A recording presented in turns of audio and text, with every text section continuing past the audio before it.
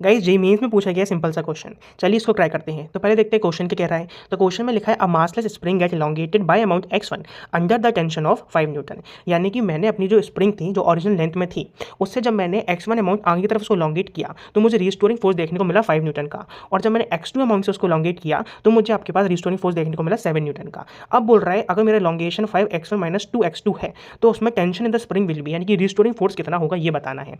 तो हमको पता है कि हमारे जब स्प्रिंग को हम आगे की तरफ खींचते हैं तो हमारे पास एक रिस्टोरिंग फोर्स अंदर की तरफ देखने को मिलता है, और वो प्रोपोर्शनल होता है हमारे पास किसके एक्स के, कि आपने कितना उसको खींचा, कितना एलोंगेट किया। आप देख सकते हैं मैंने x1 अमाउंट में जब खींचा था तो टेंशन कितना था 5 न्यूटन का, यानी रिस्टोरिंग फोर्स कितना था 5 न्यूटन का। और जब मैंने x2 अमाउंट में खींचा तो मुझे आपका टेंशन कितना मिला 7 न्यूटन का। इसका मतलब ऑब्वियसली बात है x2 की वैल्यू x1 से ज़्यादा होगी, तभी तो रिस्टोरिंग फोर्स ज़्यादा देखने को मिल रहा है। चलिए अब देखते हैं इसको सॉल्व कैसे करेंगे। तो हमको पता है कि हमारे पास रिस्टोरिंग फोर्स की वैल्यू कितनी होती है माइनस ऑफ के एक्स। माइनस साइन डिनोट करता है कि आपके पास ये अंदर की तरफ फोर्स लगता है, यानी कि ठीक है। और के हमारा क्या होता है आपके स्प्रिंग कांस्टेंट, और एक्स हो गया हमारे यहाँ पर इलॉन्गेशन। तो अगर मैं पहले केस की बात करूँ तो हमारे पास कितना था 5 न्यूटन का हमारे पास फोर्स था, और हमारे पास x1 अमाउंट में हमने एलोंगेट किया था। सेकंड केस में देखते हैं तो 7 न्यूटन का हमको रिस्टोरिंग फोर्स देखने को मिला था, और हमने x2 अमाउंट में क्या किया था उसको एलोंगेट किया था।